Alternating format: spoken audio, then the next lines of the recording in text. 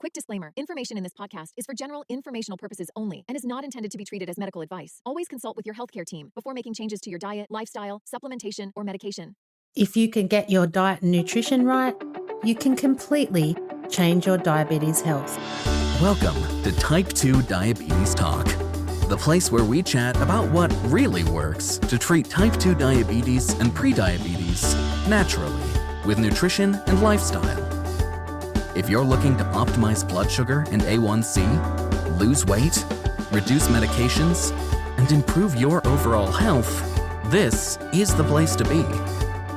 Now, here's your host, Type 2 Diabetes Nutrition Specialist, Dr. Jetta. Thanks for joining me today for episode 3 of Type 2 Diabetes Talk. In this episode, we're digging into an interesting question. Diet and nutrition for type 2 diabetes and prediabetes. How effective is it? And how important is it in the context of treating your type 2 diabetes and prediabetes? Well, let's just say, after this episode, you're going to feel inspired to get proactive because you'll understand just how different your health could look with the right nutrition. And later, I'll be sharing a free resource that can help you get started. In the last episode, we touched on the options for natural treatment of type 2 diabetes and prediabetes. We established that in terms of natural treatment strategies, number 1 is your diet and nutrition. Second to diet comes physical activity. Optimizing weight is important. Then there's other things like decreasing stress, getting quality sleep, and natural therapeutic supplements. In time, we will be digging into all these topics, but coming back to the primary natural treatment strategy for now, it's diet and nutrition. Diet and nutrition are the most important part of your treatment, the most important part. If you can get your diet and nutrition right, you can completely change your diabetes health. If you can't exercise, but you can focus on your diet and nutrition, you can still get amazing results. That's the one thing I want you to take away from today is that diet and nutrition are the most important part of your treatment. Focus your energy there and you can completely change your diabetes health. So let's explore why diet and nutrition is central to blood sugar control and better diabetes health. Take a moment to imagine and think a little deeper for a minute. Your body is a natural living entity, and all natural living things need nutrients to survive and thrive. Plants need nutrients to survive, animals need nutrients to survive, and humans alike need nutrients to survive. The nutrients you consume feed all the cells in your body so they can communicate and function effectively. Nutrients are the fuel that feeds our engine so it runs along smoothly. Just like an engine is made up of parts that all have a role to function, so too your body has parts that have a role to function. Your body is a natural living entity that needs the right fuel.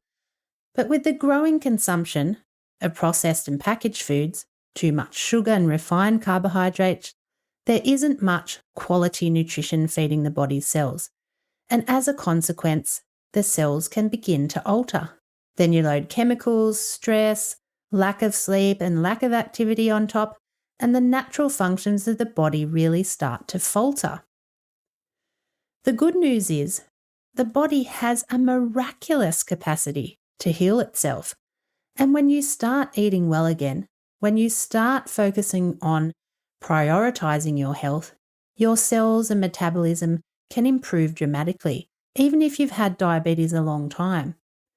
No matter where you are right now, you can change things for the better. With the right diet and nutrition, you can get your blood sugar and HbA1c levels back to normal, lose weight if you need to, reduce your risk of nasty diabetes complications, reduce or eliminate your need for medication, improve cholesterol and blood pressure, decrease inflammation, increase energy, and much more. But I understand if you struggle Or maybe you feel confused by a diet due to so much conflicting information. I get it. Not knowing what to eat is one of the most challenging parts of diabetes treatment. It can be one of the most challenging things to find the right information and support for. For example, Shirley said, "It is my husband that was told he had type 2 diabetes and was instructed to go to a diabetes counsellor, which, was no help at all. They gave us a booklet on info for type 1 and type 2 dated January 2020, and there is so much false information. The booklet advised one thing, then the dietitian says something different, and they do say everything in moderation. My husband's having issues getting his sugar levels down and he's getting very frustrated. I have a few friends that are also diabetic and their doctor is advising totally different diets and lots of meds, which my husband will not go on unless it's a last resort. There has to be a natural way to control this with diet and exercise, not metformin or other drugs." Firstly, if you've experienced this kind of thing with a dietitian, doctor or diabetes educator, you're not alone. Stories like Shirley's, being given an outdated pamphlet with misinformation, getting different diet advice from health professionals, it happens all the time. Here's the thing. Doctors don't get much nutrition training in their medical degree. Only a few hours, in fact, which is pretty crazy, right? We're also led to believe that dietitians are experts on diet and nutrition, but most dietitians only have a bachelor's degree, and overall they are underqualified to give proper nutrition information to people with health conditions like diabetes, as they only do very broad study on a wide range of conditions during their degree, and they don't specialise in one area, meaning they often don't understand proper nutrition for people with diabetes and give broad, generalised nutrition info. I'm not saying that's every dietitian, but many of them. I've heard some absolutely horrific advice that people have received. It's really not good. Anyway, the point is, it's no wonder that you may be confused about what to eat and actually whether diet and nutrition even makes a difference. Maybe you've tried many diets and tried to implement some of these generic guidelines you've received or read online and haven't had much success in terms of your blood sugar or losing weight. If you feel like you've been going around in circles on a wild goose chase, I totally understand. I can tell you, lots of people feel this way with their diet and nutrition. And like Shirley pointed out, her husband doesn't want to take medications. Lots of people don't. And Shirley also said, there has to be a natural way to control this with diet and exercise, not metformin or other drugs. And yes, there is. That's what led me deep into research on diabetes in the first place, and what I've explored over more than a decade. The fact that there was zero information available to people a decade ago, and the fact that even now, all these years later, there is still so much misinformation, and the rates of medication prescription certainly haven't decreased. Neither have the rates of diabetes. It is very concerning. So why is this happening? Where is all this misinformation coming from? For several decades, health organisations worldwide have been recommending we eat a low-fat diet. Think about it. Things we all believe to be true are that fat is bad for our heart health, so we should choose low-fat foods to avoid fat clogging our arteries or making us gain weight.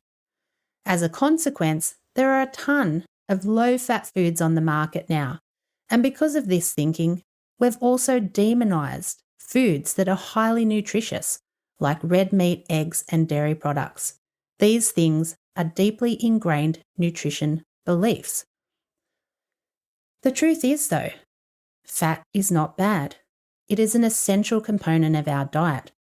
The body actually can't survive without it. Fat is a big topic that we will delve into in future, but for now, think about this common low-fat norm that we've all believed for a very long time. And because of these more widely held beliefs, a high-carb, low-fat diet for diabetes has been the common recommendation of diabetes organisations around the globe, like American Diabetes Association, Diabetes Canada, Diabetes UK, and Diabetes Australia. It's in the dietary guidelines, and therefore it's what many doctors, dietitians and certified diabetes educators base their recommendations on. It's the default recommendation. As more and more scientific evidence has come into the spotlight over the past decade, it has become clearer and clearer that dietary guidelines over the years were never based on solid evidence. They've been wrong, misleading, and even damaging to people's health. To understand this more, let's talk about the basics of nutrition. There are 3 macronutrients in the diet: carbohydrates, protein, and fat. According to typical dietary guidelines around the world, the general macronutrient ranges recommend that carbohydrate makes up around 45 to 65%, protein 20 to 35%, and fat 10 to 35%, with a tighter limitation on saturated fat to below 10%. So these macronutrient ranges represent a low-fat diet. With 45 to 65% of daily calories in your diet coming from carbohydrates, that's in the range of around 225 to 325 grams of carbs per day for a 2,000 calorie per day eating plan. So it's not just a low-fat diet, but a high carbohydrate diet. As a person with type 2 diabetes or pre-diabetes, you've probably seen one of these macronutrients talked about the most, and that is carbohydrates. You've probably read that the amount and the type of carbohydrate you eat are important, and you've probably read things like complex carbs and low glycemic index foods being better sources of carbs. So it's true, carbs are an important macronutrient for people with type 2 diabetes and pre-diabetes. That's certainly no secret. We've known this for decades. For the past 2 decades, the American Diabetes Medical Care Guidelines have suggested that carb monitoring and counting be an overarching diabetes management strategy.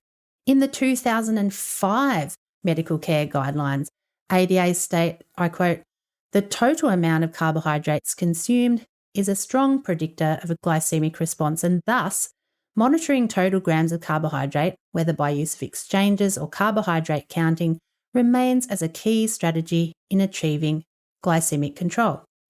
And yet, in the next paragraph, they suggest a recommended range of carbohydrate intake is 45 to 65% of total calories.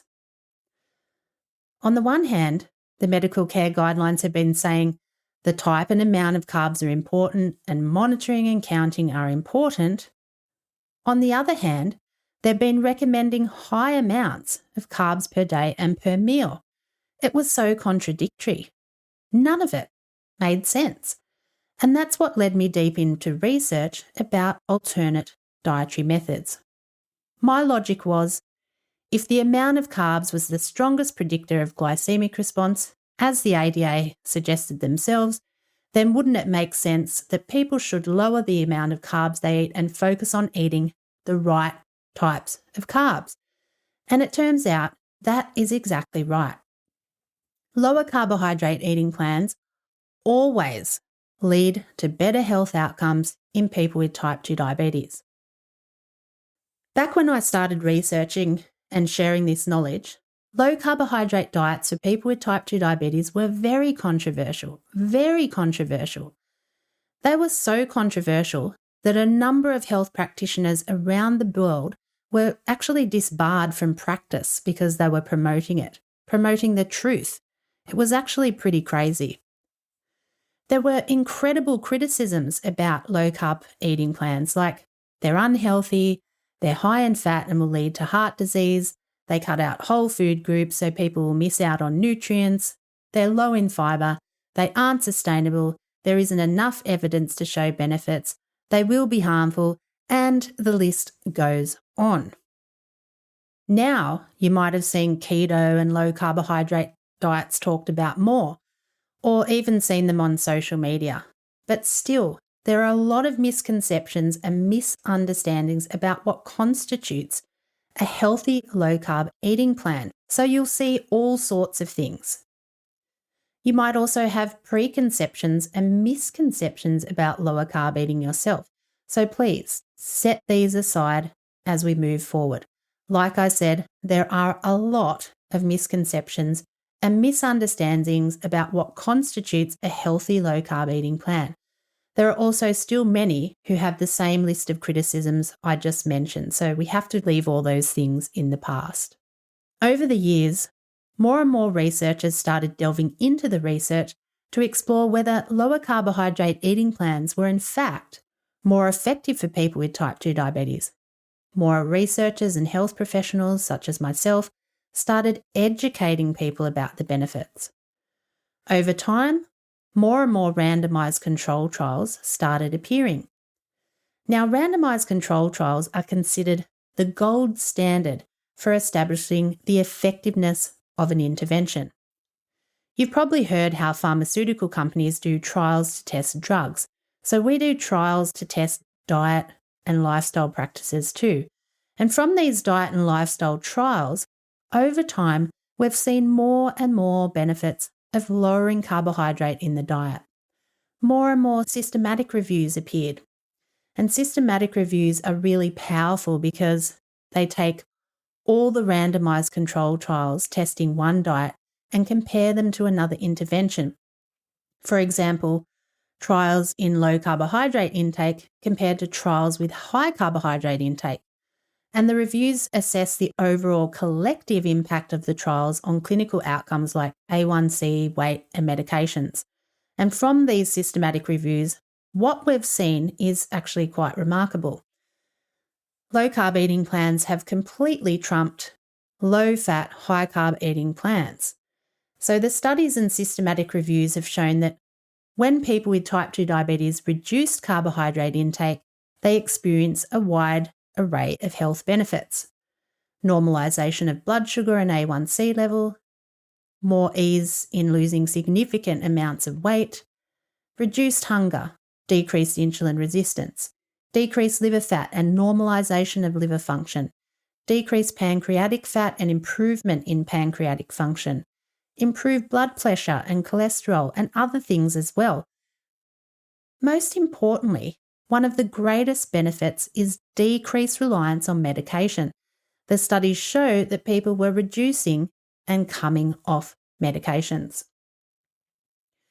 We just don't see these wide range of benefits in low-fat, high-carbohydrate eating plans.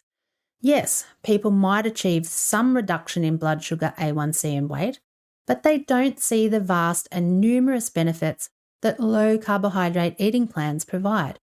And overall, the research shows that they certainly didn't see the decreased reliance on medication, and that's probably the most significant and important outcome. If people are able to decrease reliance on medication, it shows that their diabetes is getting better. It shows that the person's whole metabolism is coming back into harmony. I spoke about altered metabolism in episode 2, and that you can re-alter your metabolism by making diet and lifestyle changes. And we've certainly seen this is absolutely true. Over the past decade, not only was I sharing this information, I'd established DMP where we had various programs on offer and a meal planning service. Just like the research, our members were experiencing incredible results, and we were doing this through our online programs. At that stage, medical care guidelines and organisations around the globe were sceptical, actually, about the benefits of digital programs for supporting better health in people with type 2 diabetes. Quite simply, because there were very few randomised control trials of digital health interventions.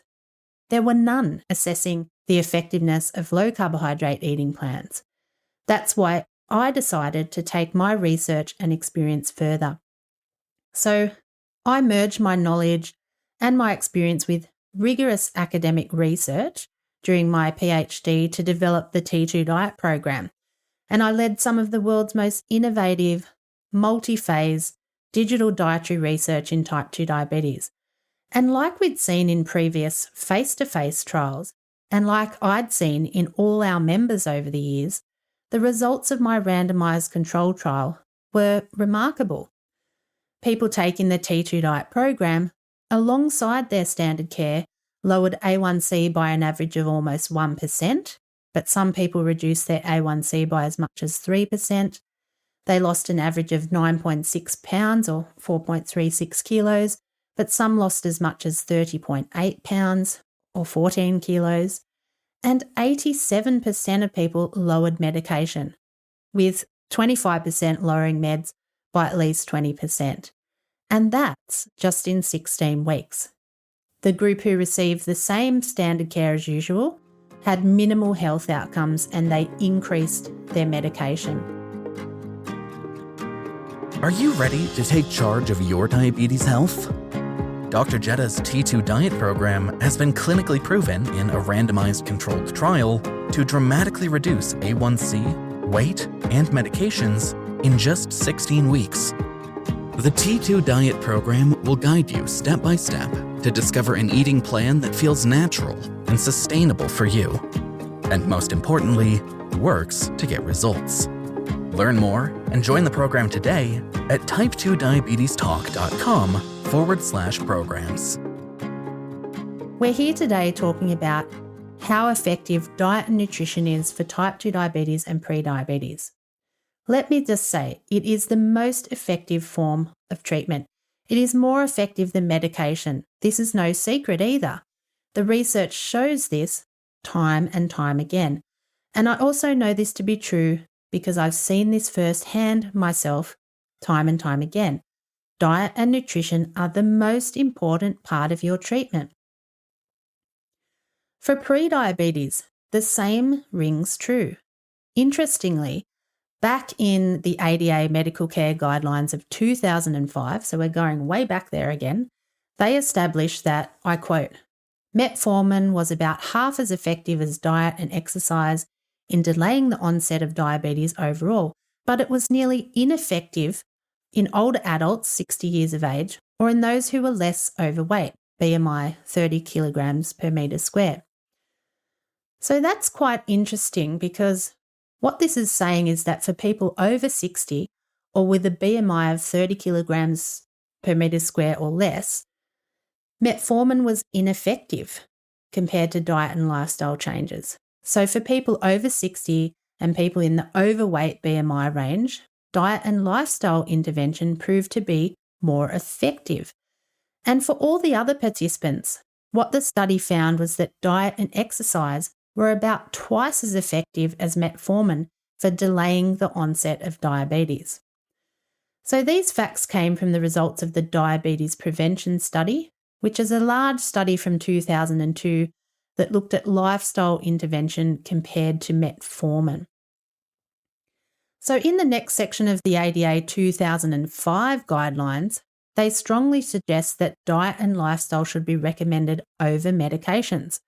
I quote, when all factors are considered, there is insufficient evidence to support the use of drug therapy as a substitute for or routinely used in addition to lifestyle modification to prevent diabetes. Fast forward to 2023 guidelines, results of the Diabetes Prevention Study are still being quoted, along with a couple of other studies on prevention. These studies still show the same, that diet and lifestyle intervention can be more effective than medication for preventing diabetes, and of course, should be the first port of call for anyone diagnosed with prediabetes. That's not to say medication can't play a role if necessary in certain circumstances, but it goes without saying that diet and lifestyle should be the first consideration and the cornerstone of treatment. In practice, unfortunately, we know this isn't always the case. People with prediabetes are often prescribed metformin and may not receive any nutrition or lifestyle advice, and so the repetitive cycle continues. Overall, we haven't really been effectively supporting people to achieve better health, mainly due to misinformation and lack of proper education. I can tell you, over a decade of research and experience, whether for type 2 diabetes or pre-diabetes, diet and nutrition are the most important part of your treatment, period. No matter where you are right now, if you can get your diet and nutrition right, you can completely change your diabetes health. So you might be wondering if there is so much research about diet and lifestyle, and particularly lower carbohydrate eating plans, Why is this proper dietary education not getting to people? Well, remember when we spoke about the 2005 medical care guidelines and how they emphasise carbs being a key strategy in achieving glycemic control? Yet at the same time, the guidelines were promoting a high carb intake of 45 to 65% of calories. Well, the 2005 ADA guidelines also stated that, I quote, low carbohydrate diets are not recommended in the management of diabetes. It wasn't until 2018, after kicking and screaming, that the guidelines changed their tune. They simply couldn't ignore the growing abundance of research demonstrating the benefits. As a consequence, we also saw position statements released across the globe in Canada, UK and Australia. However, that didn't mean health professionals or these organisations became advocates for low carbohydrate eating. Not at all, despite the evidence. Fast forward to the 2023 guidelines, and the guidelines do state that, I quote, reducing overall carbohydrate intake for individuals with diabetes has demonstrated the most evidence for improving glycemia. Well, that's not much different to what was known back in the 2005 guidelines, really. And in 2023, the medical care guidelines also say, I quote, for people with type 2 diabetes, low carbohydrate and very low carbohydrate eating patterns in particular have been found to reduce A1C and the need for anti-glycemic medication. This is really crazy stuff, and because the research is there, we should have better guidelines for people with diabetes, but we're still proclaiming there is no specific guidance for any macronutrients. I mean, my thinking is that given the research, at least can we all agree on some general guidelines, because with so much conflicting information, it is not helping anyone. But here we are. Will it change out there? Slowly perhaps, but the best option you have is to take matters into your own hands. Find trusted and reliable sources of evidence-based information that's accurate and up to date, like I'm sharing with you here on Type 2 Diabetes Talk, and like we've been sharing constantly over at DMP for the past decade. Be careful of poor quality information and information that talks about prevention rather than treatment, like we discussed in episode 2. But most importantly, know that diet and nutrition are the most important part of your treatment. Know that your health could look a lot different with the right nutrition. Know that in many cases you can avoid going on medication, and even if you're currently taking medications, in many cases you can reduce and may be able to stop medications. Of course, you should never stop meds on your own, and always work with your doctor and healthcare team to do that. The point is, though, nutrition is your most powerful tool. And I hope after listening today, you feel inspired to get proactive and delve deeper into exploring nutrition for diabetes and pre-diabetes treatment. And to help you get started, you can get a free download of our recommended food list so you can see the types of foods we encourage people to eat the most and the ones to avoid or minimise. So if you'd like to get a copy of that, you can go to type2diabetestalk.com/food list, one word. That's type2diabetestalk.com/food list. For our members who are listening today, you can simply log into the members site, go to the guides to find the food list with a downloadable option. Plus, you've also got access to all the other guides as well, which you can use alongside the food list. Now, this is a big topic, so as the podcast progresses, we'll be covering lots of things about nutrition and diet. And I'll also be doing a follow-up episode just specifically to discuss the food list in more detail. So you want to tune into that and have your food list handy so we can go over it together. So members, log into the members site and go to guides to find the food list. And for all our other listeners, go to type2diabetestalk.com/food list to get a copy. Before letting you go, I'd just like to ask a favour. please leave a 5-star rating and review on Apple or your favourite podcast platform, because this is going to help the show reach more people. So together we can get the word out far and wide about natural and effective treatment options for type 2 diabetes and pre-diabetes. Together we can make a difference. We can change the face of diabetes. So please go and leave a review, because there's lots more to come on Type 2 Diabetes Talk, and we can get this show out to people far and wide and help more people.